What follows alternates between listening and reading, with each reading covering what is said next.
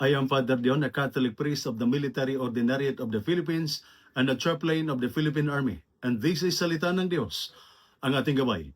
Today is Tuesday, January 20, 2026 of the second week in Ordinary Time.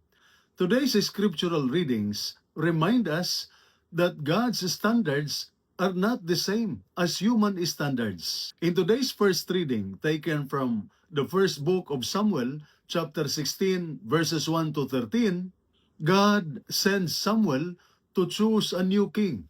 The son of Jesse passed before him, strong, tall, impressive.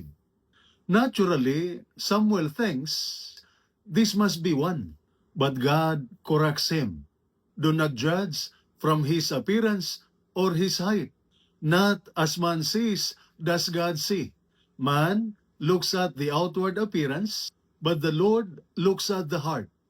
In the end, God chooses David, the youngest, a shepherd, not even considered important enough to be called at first. This speaks to many of us, those who feel overlooked, those who serve quietly, those whose efforts are unseen, those who are judged by appearance, rank, or status. God says clearly, I see you. I know your heart. What you do faithfully, even in silence, matters to me. In the Gospel reading taken from the Gospel of Mark, chapter 2, verses 23 to 28, the Pharisees criticized the disciples for picking grain on the Sabbath.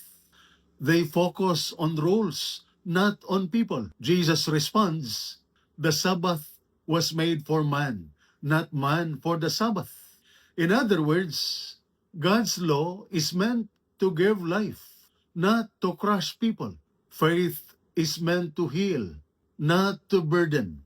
Sometimes we fall into the same trap. We judge quickly, we become rigid, we value rules over compassion. We forget the human person behind the mistake. Jesus reminds us, mercy comes before rules. Compassion comes before condemnation. Brothers and sisters, we live in a world that values appearance, position, recognition, performance. But God values the heart, sincerity, humility, faithfulness. And in a world full of pressure and demands, Jesus reminds us, God cares about your needs. Rest, mercy, and understanding are part of true faith. You don't have to be perfect for God to work in you. You only need a heart that is open, honest, and willing to love. If you feel small or unnoticed, remember David. If you feel burdened by expectations or judgment, remember the words of Jesus. God looks at the heart, and everything He asks of us is always meant to lead us to life. And this is Salita ng Diyos, ang ating gabay. Let us pray. Lord God, teach us to see as you see, not the appearance but the heart. Purify our intentions, soften our judgments, and help us choose mercy over rigidity, compassion over criticism, and love over pride through Christ our Lord. Amen. And may the Almighty God bless you and your family, the Father, the Son, and the Holy Spirit. Amen. Saint Michael the Archangel, Prince of the Church, protect us. Amen.